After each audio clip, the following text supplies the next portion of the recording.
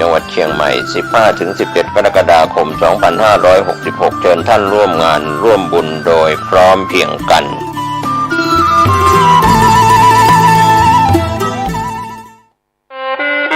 คณะสงฆ์ครูบาอาจารย์พระนักจัดรายการสถานีวิทยุพระนักเผยแพร่เจ้าหน้าที่ผู้จัดรายการเครือข่ายสถานีวิทยุคลื่นสีขาวเพื่อชาวประชาขอเชิญพุทธศาสนิกชนนักศีลนักบุญทุกท่านร่วมทำบุญรอเทียนพรรษาประจำปี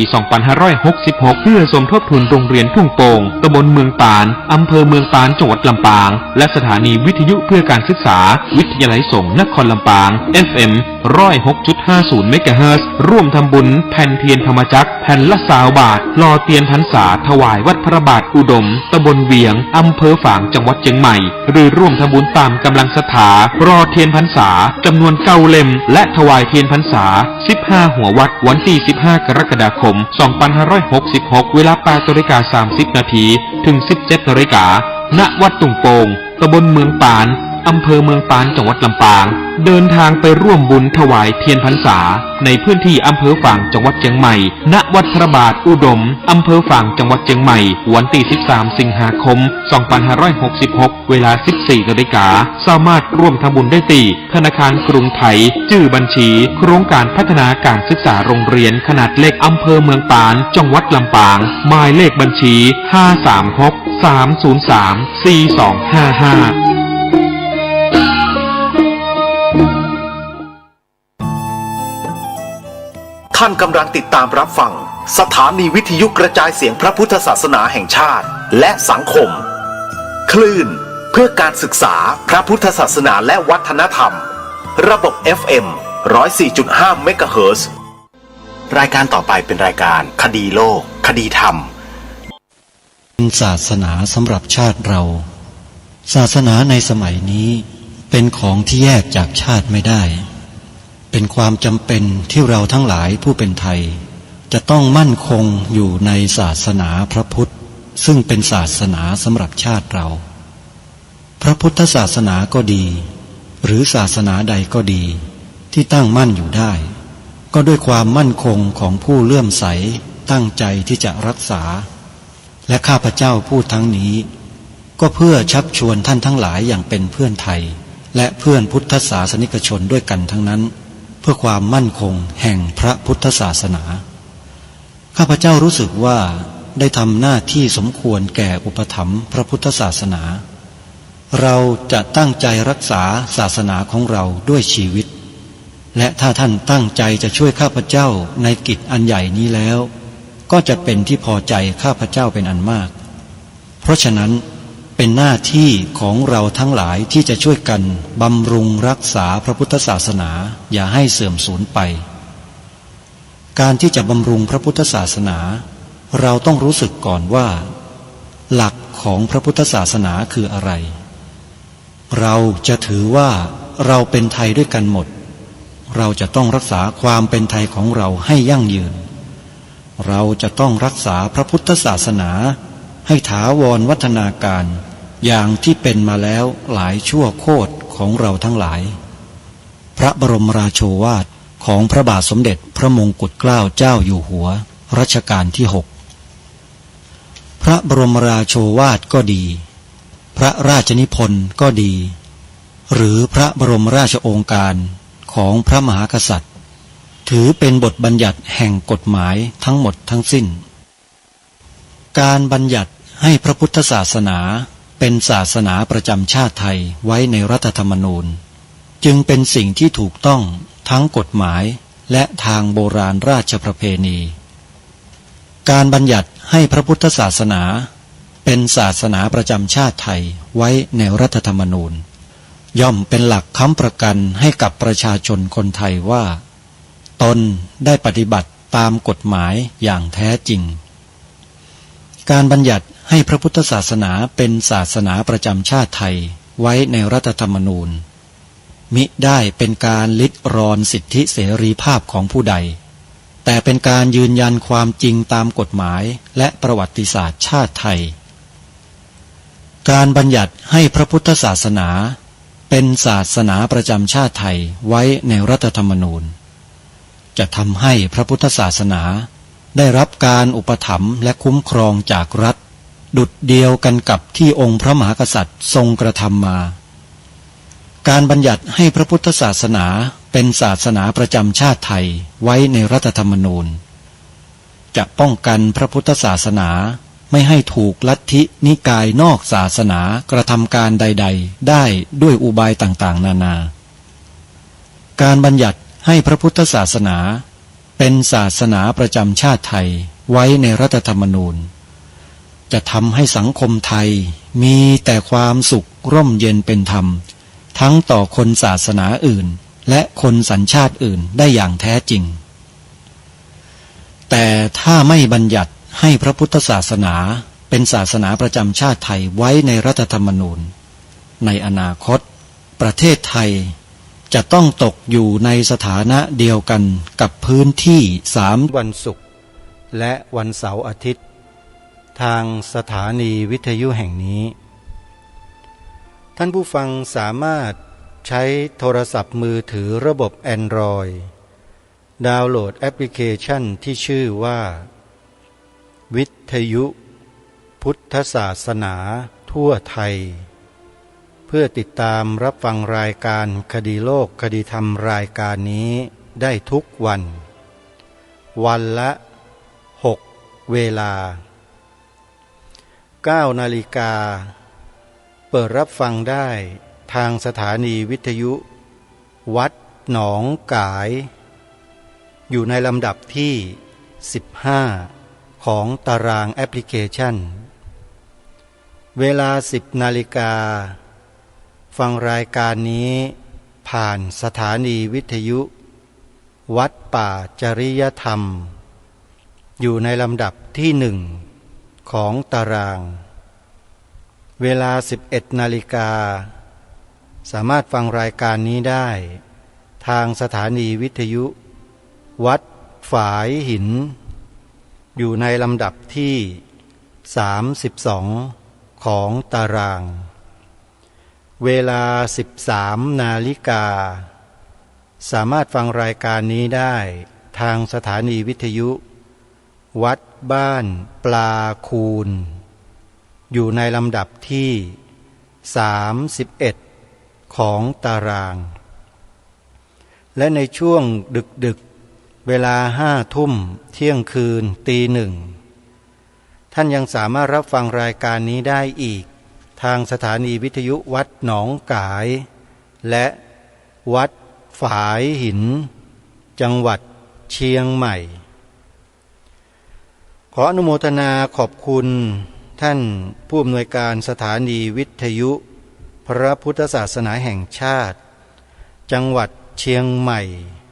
จังหวัดเลยจังหวัดกาฬสินธุ์จังหวัด101จังหวัดสุรินทร์จังหวัดสุพรรณบุรีและจังหวัดอื่นๆที่นำรายการคดีโลกคดีธรรมออกอากาศให้พี่น้องคนไทยพุทธบริษัทของเราได้สดับรับฟังเพื่อศึกษาเรียนรู้สถานการณ์ความเป็นไปในสังคมชาวพุทธของเราในประเทศได้อย่างทั่วถึงซึ่งเป็นประโยชน์ต่อการจันโลงซึ่งความถูกต้องดีงามในกลุ่มชาวพุทธของเราสืบสารวัฒนธรรมประเพณีที่ดีงามของเรากันต่อเพราะถ้าหากว่าเราไม่ศึกษาเรียนรู้เท่าทันต่อสถานการณ์ที่เป็นไปซึ่งมีกลุ่มบุคคลได้ตั้งตัวขึ้นมาเป็นชาวพุทธตั้งตัวมาเป็นอาจารย์ในระดับผู้สอนธรรมแต่สอดแทรกถ้อยคำที่มุ่งหวังทำลายความน่าเชื่อถือของพระภิกษุสงฆ์ทั่วราชอาณาจักรถ้าเราไม่ช่วยกันระวังป้องกันกลุ่มคนเหล่านี้ก็จะใช้วาทกรรมครอบงำจิตใจของพวกเราคนไทยจังหวัดเชียงใหม่ได้ปวารณาตนตั้งแต่ต้นปีที่อาตมาภาพได้ประกาศเชิญชวนญาติโยมที่ฟังรายการคดีโลกคดีธรรมได้ช่วยกันทำบุญสนับสนุนรายการคดีโลกคดีธรรมกันตามกำลังศรัทธาเพราะรายการนี้ ไม่มีรายได้จากที่ไหนเลย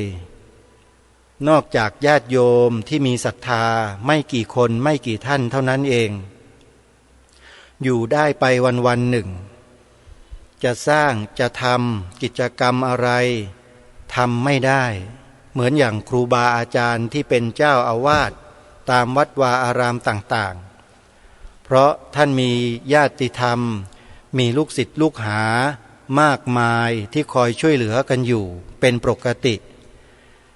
แต่สำหรับรายการวิทยุอย่างคดีโลกคดีธรรมที่ไม่มี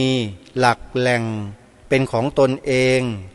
ไม่ได้เป็นเจ้าอาวาสไม่ได้เป็นเจ้าคณะพระสังฆาธิการอะไรจัดกิจกรรมอะไรก็ไม่ได้ก็เลยไม่มีญาติโยมเพียงพอในการที่จะคอยช่วยสนับสนุนให้ทำหน้าที่ได้อย่างสะดวกและทำได้อย่างกว้างขวางมากไปกว่านี้ได้จึงขออนุโมทนาบุญบอกบุญกับญาติโยมเมื่อต้นปีว่าถ้าใครจะสนับสนุนรายการคดีโลกคดีธรรมด้วยปัจจัยตามกำลังศรัทธาจะปีละครั้งจะเดือนละครั้งก็แล้วแต่ที่โยมไม่เดือดร้อนเนี่ยโยมก็ทำบุญกันมาได้แล้วก็บอกเบอร์บัญชีบอกเบอร์โทรศัพท์ก็มีญาติโยมชาวจังหวัดเชียงใหม่3 ท่านมีคุณโยมแม่ศรีนวลรันจวนจากดอยสะเก็ดจังหวัดเชียงใหม่เป็นต้นแล้วก็มีคุณโยมผู้ชายอีก1 ท่านสุภาพบุรุษอยู่ในเมืองเลยเมืองเชียงใหม่นี่แหละอยู่ตรงกำแพงเมืองเนี่ยอาตมาภาพขออภัยเถอะโยมจำชื่อโยมไม่ได้แล้วก็อีกท่านหนึ่งนะไม่แน่ใจว่าจะอยู่อำเภออะไรนะอีกท่านหนึ่งเป็นผู้หญิงปวารณาตนทำบุญกับรายการคดีโลกคดีธรรมทุกปีละ1 ครั้งแต่คุณโยมแม่ศรีนวลรันจวนเนี่ยปวารณาตนทำบุญทุกเดือนเลยเดือนละ200 บาทต้องขออนุโมทนากับคุณโยมแม่ศรีนวลรันจวนไว้ณโอกาสนี้เป็นอย่างยิ่งที่มีจิตใจที่งดงามมั่นคงกล้าหาญแล้วก็ไม่รังเกียจรายการคดีโลกคดีธรรมนะคอยช่วยเหลืออาตมาภาพทุกเดือนละ200 บาทอาตมาดีใจนะโยมที่อาตมามีรายได้เดือนละ200 บาทต้องขออนุโมทนาสาธุเป็นอย่างยิ่งอาตมาก็มีแต่เสียงที่แสดงออกไปได้นำเนื้อหาสาระต่างๆออกอากาศไปโดยได้รับความอนุเคราะห์จากท่านผู้อำนวยการสถานีวิทยุคลื่นต่างๆตามที่ได้กล่าวชื่อมาเมื่อสักครู่นี้ที่ให้โอกาสให้อาตมาภาพได้ทำหน้าที่อยู่ณตรงนี้มาโดยตลอดมีอยู่สถานีหนึ่งซึ่งท่านก็ไม่ได้นำรายการนี้ออกอากาศแล้วก็ต้องพูดกันตรงๆนะว่าท่านบอกว่าท่านทำไม่เป็นลูกศิษย์ที่เคยช่วยอยู่ตอนนี้ออกไปแล้วท่านก็เลยไม่ได้นำรายการนี้ออกอากาศอีกเลยนั่นก็คือสถานีวิทยุวัดศรีอุดมวงศ์พระครูอุดมวรานุวัตรแต่ก็เข้าใจกันโยมไม่มีปัญหาเพราะว่าเมื่อวันที่8-9 กรกฎาคมที่ผ่านมาท่านก็นิมนต์อาตมาภาพให้ไปแสดงธรรมร่วมกิจกรรมปฏิบัติธรรมสัญจรที่วัดบางปรือเป็นวัดของเจ้าคณะจังหวัดซึ่งมีท่านเจ้าคุณบุรเขตธรรมคณีเจ้าวาดวัดบางปรือท่านเมตตาให้ใช้สถานที่ของท่านจัดกิจกรรมกันตลอดทั้งคืนจนสำเร็จเสร็จสิ้นกันในรุ่งเช้าของวันที่9แล้วต่างก็แยกย้ายเดินทางกลับกันมาอาตมาภาพก็ได้ค่ากันเทศเป็นค่าน้ำมันรถค่าเดินทางมาจำนวนหนึ่งซึ่งก็ใช้ไปใช้มาจ่ายไปจ่ายมามันก็เกือบพอดีกับรายจ่ายก็ได้ค่าเดินทางโยมก็เป็นอย่างนี้อาตมาภาพนะแล้วก็นานๆได้ไปสักครั้งหนึ่ง ไม่ได้ไปเทศบ่อยนะโยมเพราะว่าไม่มีใครนิมนต์เพราะอาตมาภาพไม่ได้เทศอัดไม่ได้เทศธรรมแต่เทศเรื่องจิตสำนึกให้คนไทยนั้นมีสำนึกในสถาบันของชาติศาสนาพระมหากษัตริย์เป็นหลักแล้วก็ให้ทุกคนนั้นมีความรับผิดชอบมีความเสียสละทำประโยชน์เพื่อส่วนรวมเป็นหลักไม่ให้ทุกคนเห็นแก่ตัวเพราะความเห็นแก่ตัวนั่นแหละทำให้ประเทศชาติล่มจมกันมานักต่อนักแล้วไม่ว่าจะประเทศไหนแผ่นดินใดเมืองใดรัฐใดก็ตามถ้าประชาชนในชาติมุ่งเห็นแก่ตัวกันอย่างเดียวประเทศชาติบ้านเมืองนั้นรัฐนั้นก็มีแต่จะฉิบหายลงสักวันหนึ่งเท่านั้นซึ่งเรื่องนี้มีประวัติศาสตร์มีประสบการณ์ที่ทำให้เราได้รู้ได้เห็นเหตุการณ์ต่างๆที่ทำให้บ้านเมืองล่มจมเพราะความเห็นแก่ตัวของคนในชาติมาเยอะแล้วและอาตมาภาพก็ไม่สามารถที่จะนั่งเฉยๆโดยที่ไม่ได้ทำหน้าที่หรือทำอะไรเลยเพื่อประโยชน์ส่วนรวมเพื่อบ้านเพื่อเมืองก็เลยมาจัดรายการในลักษณะเช่นนี้อยู่คนเดียวนี่แหละไม่มีใครเขาจัดอย่างอาตมาภาพหรอกพระสงฆ์ด้วยกันนะโยมมีแต่เขาจะประกาศเชิญชวนญาติโยมปฏิบัติธรรมฟังธรรมเสร็จแล้วก็วกเข้ามาประกาศเชิญชวนญาติโยมได้ทำบุญบริจาคผ้าป่ากฐินอะไรต่อเมื่ออะไรทำนั่นทำนี่กันตลอดแต่รายการคดีโลกคดีธรรมจะไม่ค่อยมีการประกาศทำอะไรยกเว้นปลูกต้นไม้หรือปลูกป่าเท่านั้นที่ทำอยู่ทุกวันนี้ไม่สามารถที่จะเชิญชวนญาติโยมไปทำอาคารสถานที่ห้องน้ำสำหรับรองรับผู้คนที่จะเข้าไปเยี่ยมไปเยือน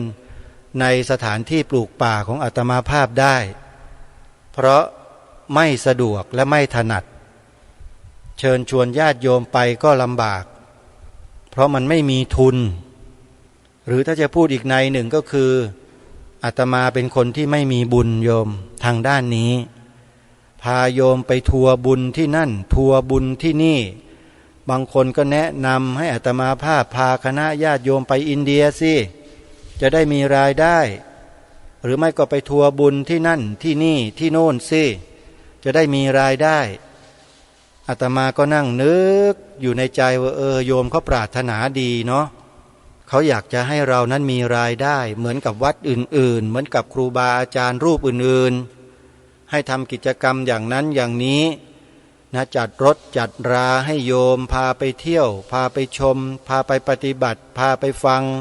อะไรต่อไม่อะไรต่างๆแล้วก็บริการญาติโยมให้ดีอะไรให้สะดวกอย่างเนี้ย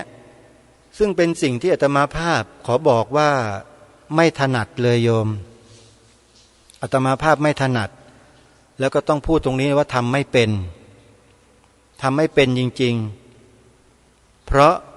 อาตมาภาพไม่เคยทำสิ่งนี้มาก่อนยกเว้นแต่อาตมาภาพไปร่วมเนี่ยได้แต่จะตั้งตนเป็นแม่งานใหญ่ในการจัดทัวร์บุญอะไรต่างๆเนี่ยทำไม่เป็นไม่ถนัดมันไม่ใช่อาชีพของอาตมาภาพพูดตรงๆนะ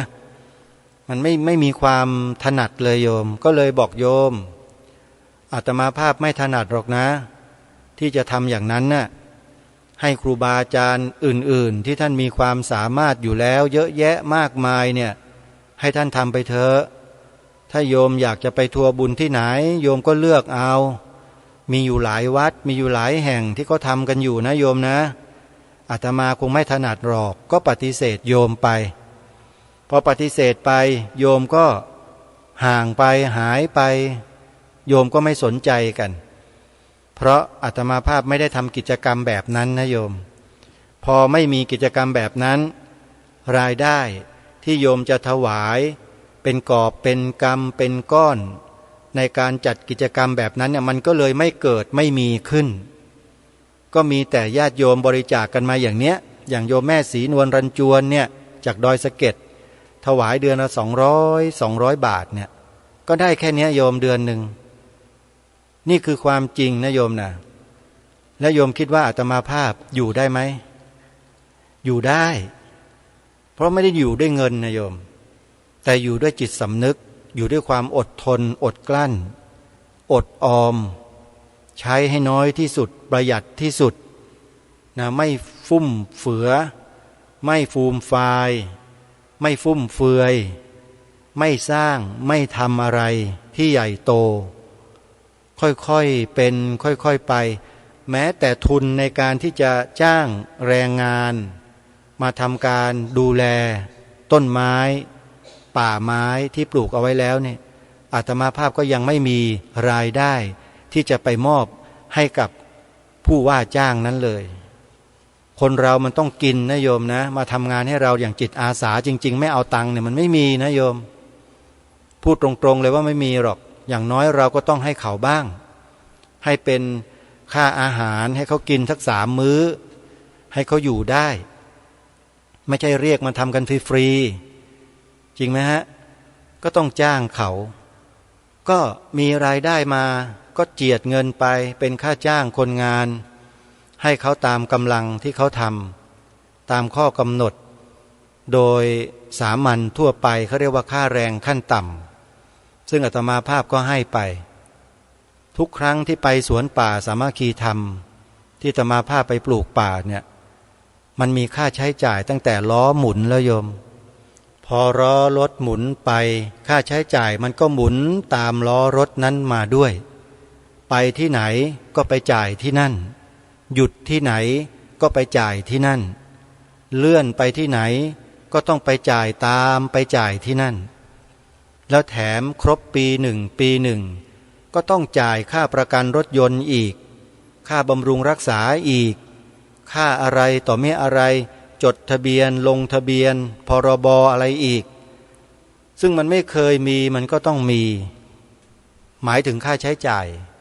อาตมาภาพเมื่อก่อนไม่มีรถไม่มีอะไรเขาหรอกสวนป่าอะไรก็ไม่เคยมีชีวิตก็อยู่แบบสบายๆง่ายๆทำหน้าที่จัดรายการวิทยุจัดรายการโทรทัศน์ของตนเองไปแต่พอมีแล้วเนี่ยมันมีค่าใช้จ่ายที่ตนเองจะต้องรับผิดชอบแล้วก็ไม่ได้มีญาติโยมท่านใดท่านหนึ่งปวารณาตนอย่างเป็นทางการว่าท่านโยมขอปวารณาต่อท่านถ้าท่านมีความต้องการที่จะให้โยมช่วยเรื่องใดให้ท่านช่วยบอกโยมด้วยโยมจะช่วยทุกเรื่องญาติโยมที่ปวารณาแบบนี้ไม่มีนะโยมไม่มีจริงๆมีแต่อาตมาภาพจะบอกบุญออกไปตามปกตินะถ้าหากว่าถึงช่วงไหนเวลาใดที่ตนเองอัตคัด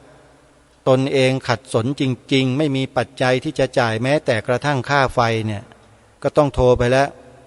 ฮัลโหลเจริญพรโยมเจริญพรโยมแม่โยมพี่ต่างๆ2 ท่าน3 ท่าน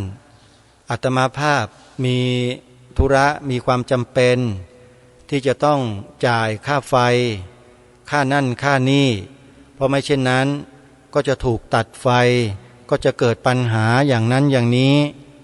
งบประมาณที่ต้องใช้ประมาณเท่านี้ก็ได้มาเอาไปใช้ตรงนั้นมันก็เบาแรงเบาใจลงไปในแต่ละเปราะก็แก้ปัญหาไปพอปีหน้าก็เอาอีกแล้วเพราะมันไม่มีรายได้สะสมอะไรเหมือนอย่างวัดวาอารามของครูบาอาจารย์ต่างๆที่ท่านจัดท่านสร้างท่านทำอะไรต่อเมื่ออะไรเนี่ยเป็นกิจกรรมต่อเนื่องนะโยมนะอาตมาภาพไม่ได้ทำนะไม่ได้ทำก็เลยไม่มีรายได้ก็ได้อย่างเนี้ยอย่างแม่ศรีนวลรันจวนจากดอยสะเก็ดเนี่ยเดือนละ200 บาทอย่างนี้โยมแค่นี้ก็ถือว่าดีแล้วนะโยมนะที่โยมปวารณาอาตมาเนี่ยแล้วก็มีอีกท่านหนึ่งโยมพี่อุไรวันวาตรีบุญเรืองอันนี้ต้องขอประกาศน้ำจิตน้ำใจความดีของคุณโยมพี่ท่านนี้เลยว่าตั้งแต่ได้ติดต่อกันอย่างเป็นทางการเนี่ย คุณโยมท่านนี้คอยทำบุญใส่บาตรให้อาตมาภาพทุกวันพระนะโยมและอาตมาภาพก็ได้ปัจจัยที่โยมใส่บาตรนี่แหละมาเป็นค่าใช้จ่ายต่างๆอยู่มาได้ทำงานทำหน้าที่มาได้ซึ่งถือว่าเป็นความโชคดีอย่างหนึ่งที่ได้โยมพี่อุไรวันวารีบุญเรืองเจ้าของร้านอาหารซุปหางวัวขอนแก่นถ้าโยมอยากรู้จักร้านนี้นะให้พิมพ์เข้าไปใน Google Map หรือใน Google ก็ได้ว่าร้านซุปหางวัวขอนแก่นอยู่หน้ากองพันหรือกองพลทหารราบก็ไม่ทราบนะกองพลทหารราบหรือกรมทหารราบที่8ของจังหวัดขอนแก่นน่ะอยู่ตรงหน้ากองพลนั่นแหละหน้าหน่วยทหารเขาเรียกร8นั่นแหละโยมนะลองเซิร์ชดูเถอะนะโยมที่เป็นชาวจังหวัดขอนแก่นถ้ารู้จักนะก็ลองไปใช้บริการดูเพราะที่นี่เนี่ยเขาทำอาหารออร์แกนิกเป็นอาหารอีสานส่วนใหญ่นะเป็นพวกส้มตำเป็นต้มยำอะไรพวกนี้ขออภัยนะไม่ได้ประชาสัมพันธ์นะบอกญาติโยมให้ทราบเฉยๆเพราะเขาทำบุญกับอาตมาภาพอยู่ในทุกๆวันพระก็จะใส่บาตรมาให้ทุกวันพระเลยก็ต้องขออนุโมทนาบุญกับโยมพี่อุไรวันวารีบุญเรืองที่ได้ส่งเสริมสนับสนุนให้อาตมาภาพเนี่ยได้มีกำลังในการทำงานทำหน้าที่มาโดยตลอดอาตมาภาพก็จะทำตามกำลังความสามารถที่ตนเองมีนี่แหละให้เต็มที่นะฮะวันใดวันหนึ่งถ้ามันหมดกำลังลงก็ทำได้ตามกำลังที่มีนะโยมนะอาตมาภาพนั้นถือว่าชีวิตอยู่ได้ด้วยกำลังของญาติโยมจริงๆพระทุกรูปนี่อยู่ได้เพราะญาติโยมนะโยมไม่ได้อยู่ได้ตัวเองนะบวชมาแล้วมันไม่มีอะไรมาแล้วโยมมามีในภายหลังทั้งนั้นเลยโยมอาตมาภาพนั้นก็เหมือนกับครูบาอาจารย์หลายๆรูปในลักษณะนี้แหละคือมาก็ไม่มีอะไรมาด้วยอยู่มาก็ค่อยๆมีค่อยๆเป็นกันมาเรื่อยๆสิ่งที่อาตมาภาพก็ไม่อยากมีแล้วก็ไม่อยากเป็นมันก็เป็นแล้วก็มีเมื่อมีแล้วเป็นแล้วก็ต้องรับผิดชอบการรับผิดชอบของอาตมาภาพไม่ได้หมายความว่าอาตมาภาพต้องรับผิดชอบทั้งหมดอาตมาภาพก็ต้องบอกญาติโยมที่รู้จัก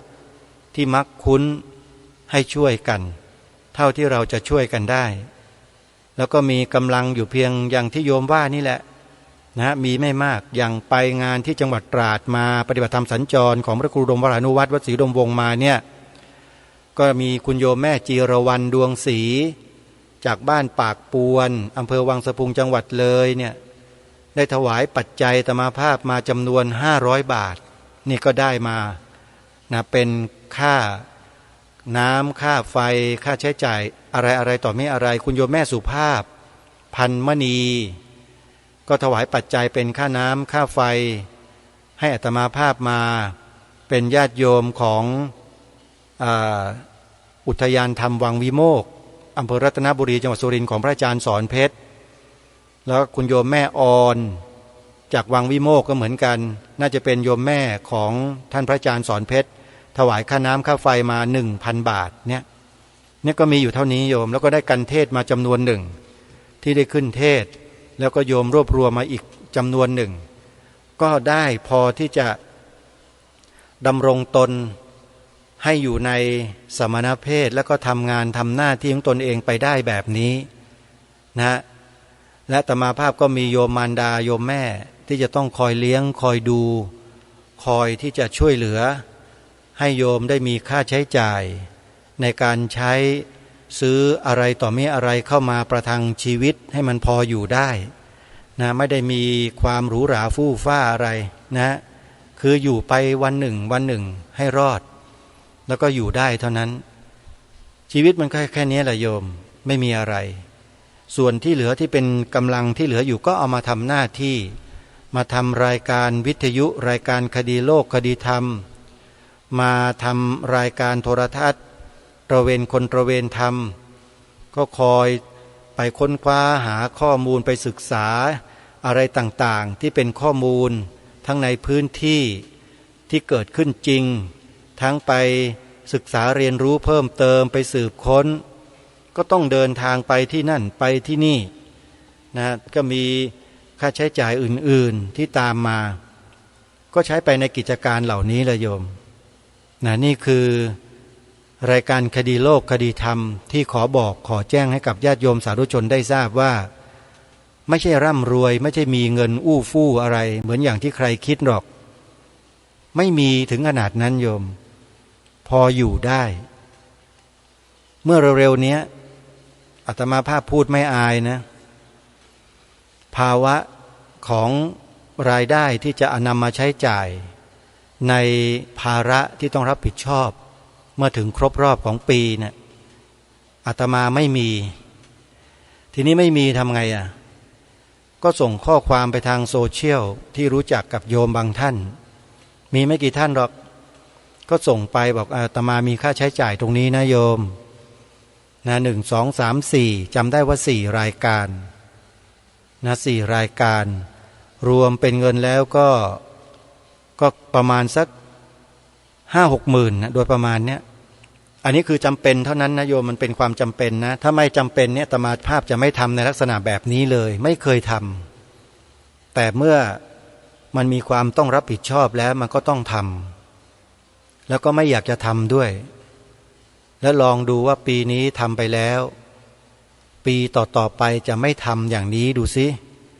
จะรอดไหมนะฮะอาตมาภาพก็คิดว่าฟ้าดินคงจะมองเห็นนะแล้วก็คงจะช่วยเหลือกันมาก็พอจะน่าจะอยู่ได้นะอันนี้ต้องขอฝากกับญาติโยมนิดนึงนี่ต้องขออภัยด้วยนะที่ไม่ได้นำสาระในเนื้อหาที่พูดไว้มาสรุปมาพูดคุยส่วนมากก็จะปรารภแต่เรื่องตัวเองอยู่ตอนนี้ต้องขอขมาครูบาอาจารย์ทุกรูปด้วยนะครับผมเองเป็นคนเปิดเผยไม่ใช่เป็นคนปิดบังซ่อนเร้นทำอะไรก็ตรงๆแล้วก็พูดตรงๆทำสิ่งใดพูดสิ่งนั้นพูดสิ่งใดทำสิ่งนั้นนะฮะอันนี้เป็นเรื่องธรรมดาของสังคมของคนเราในปัจจุบันและก็ในอดีตหรือในอนาคตก็ตามเถอะบางทีก็ไม่ค่อยชอบอะไรที่ตรงไปตรงมาชอบอะไรแบบที่มันหลบซ่อนแบบอะไรที่มันลวงพลางนิดหนึ่ง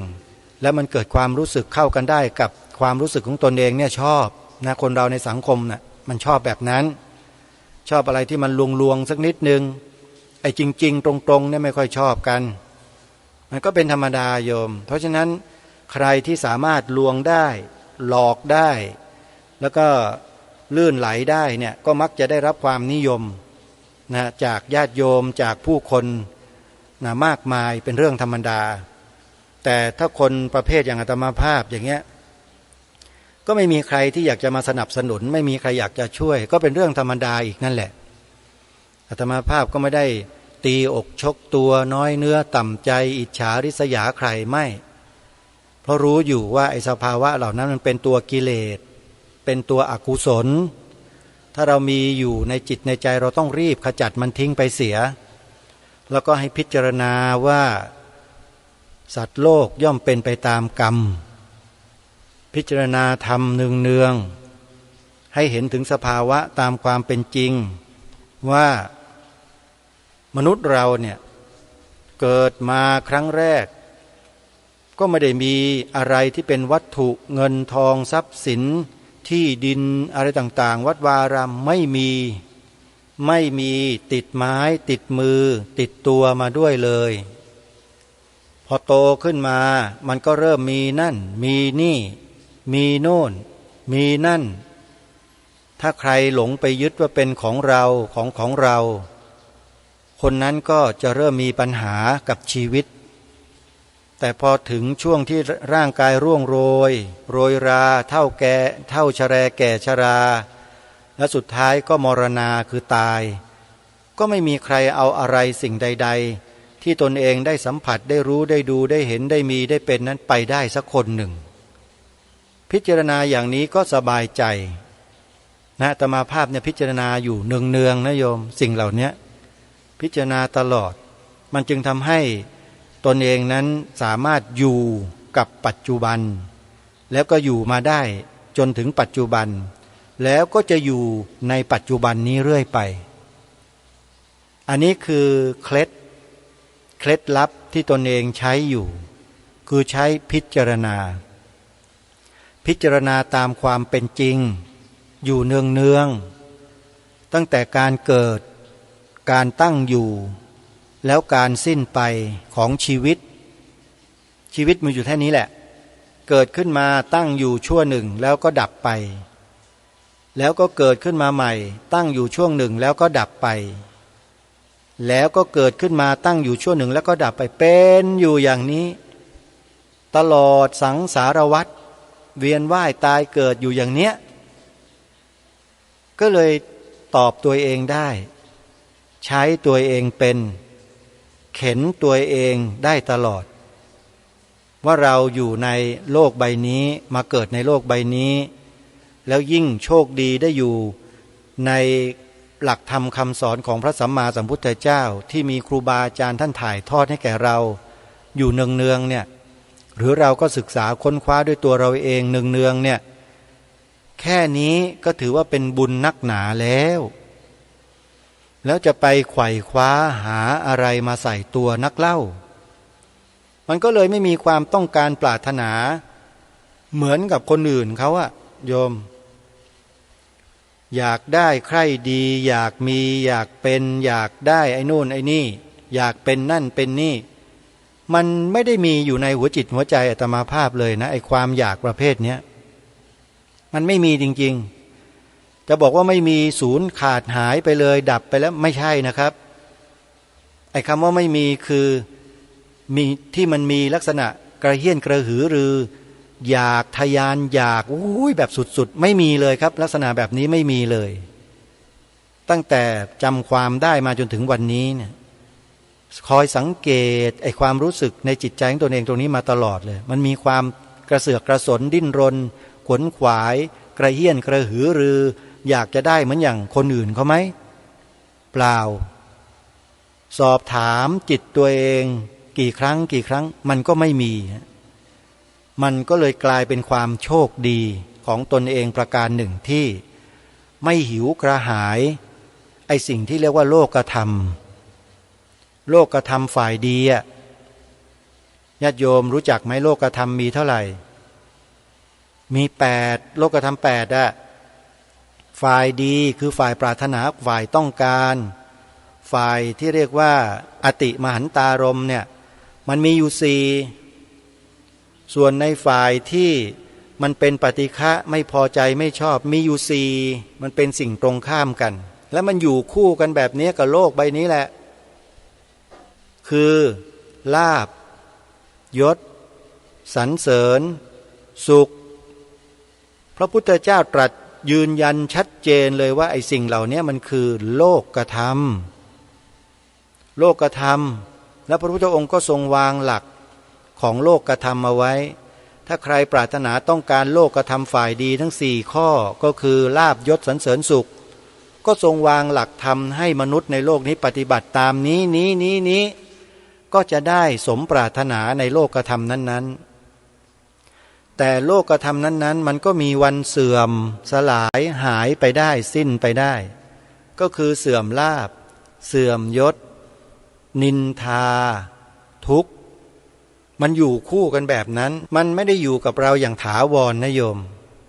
มันมีได้มันก็หมดได้มันเป็นได้มันก็หายได้นะฮะมันสมหวังได้มันก็ผิดหวังได้มีคนสรรเสริญยกย่องเราได้ก็มีคนนินทาด่าว่าเราได้มีความสุขได้มันก็มีความทุกข์ได้มันอยู่ด้วยกันอย่างนี้ตลอดแล้วเราจะไปดิ้นรนขวนขวายไปกระเฮี้ยนกระหือรืออย่างรุนแรงเพื่อที่จะอยากได้สิ่งเหล่านี้มาเพื่ออะไรอันนี้คำถามที่ถามตัวเองแล้วตอบตัวเองมาโดยตลอดแล้วก็ดำรงชีวิตตนเองมาในลักษณะเช่นนี้มาโดยตลอดก็คือว่ามีชีวิตอยู่เพื่ออะไร เพื่อทำหน้าที่เป็นอะไรล่ะก็ทำหน้าที่อันนั้นให้ดีที่สุดแค่นั้นเองแล้วพอจากโลกนี้ไปแล้วก็หมดหน้าที่ในภพภูมินี้ชาตินี้ชาติหน้าเกิดมาใหม่ก็มาทำหน้าที่ใหม่เป็นอะไรล่ะก็ทำอันนั้นแหละก็อย่างนี้นะฮะชีวิตก็คิดอยู่อย่างนี้เพราะมันไม่มีอะไรพิจารณาตั้งแต่หัวจรดเท้าแล้วตั้งแต่ซีกโลกตะวันตกไปถึงซีกโลกตะวันออกตั้งแต่เหนือจรดใต้ทั้งจักรวาลแล้วมันก็เท่านั้นเองนี่คือการพิจารณาเนืองจึงทำให้ชีวิตนี้จึงอยู่อย่างไม่ต้องดิ้นรนขวนขวายอะไรมากให้มันพอดีกับที่มีและที่เป็นแต่ถ้าหากว่ามันจะเดือดร้อนก็ต้องเอ่ยปากบอกญาติโยมบางโอกาสบางช่วงเท่านั้นเองแล้วก็ไม่ได้มากมายอะไรหรอกโยมบอกโยมว่าตามกำลังนะโยมนะอย่าให้เดือดร้อนนะตามกำลังช่วยอาตมาตามกำลังนะ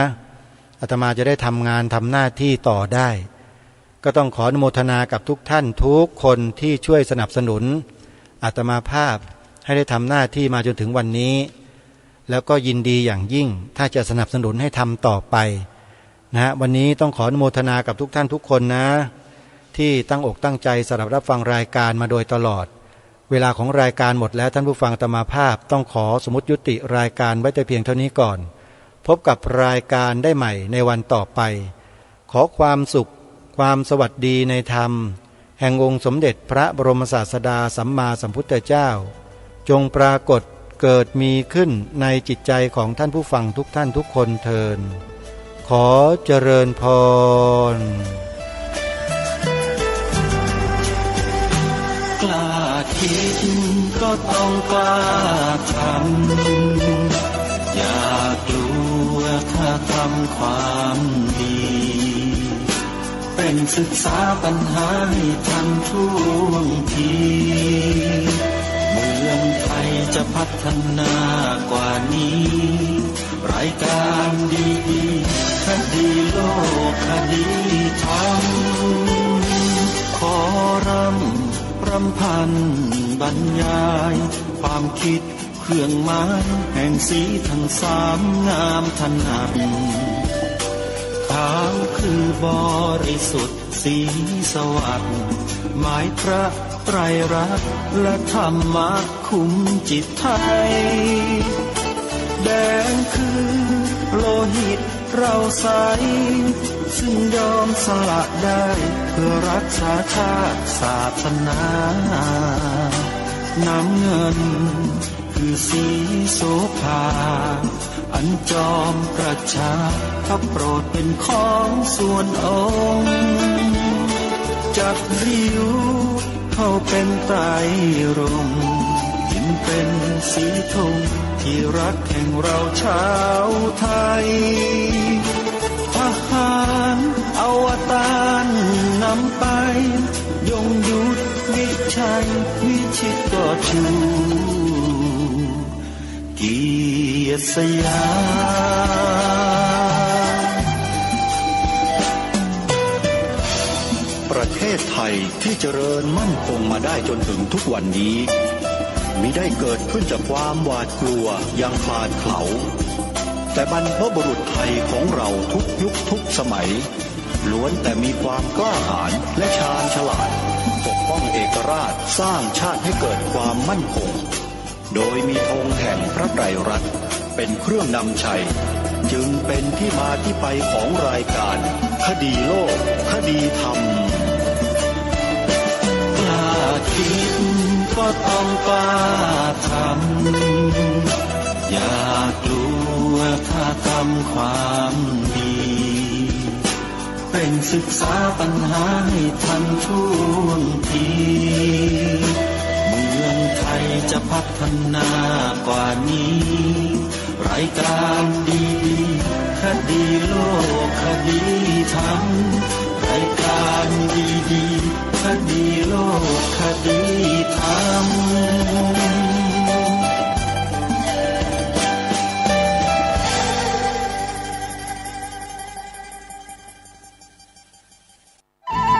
ที่จบไปแล้วนั้นเป็นรายการคดีโลกคดีธรรมดำเนินรายการโดยพระครูปลัดณรงค์ฤทธิ์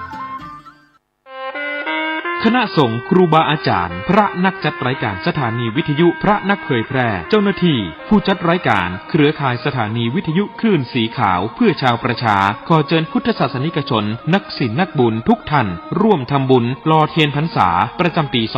2566 เพื่อสมทบทุนโรงเรียนทุ่งโป่งตำบลเมืองปานอำเภอเมืองปานจังหวัดลำปางและสถานีวิทยุเพื่อการศึกษาวิทยา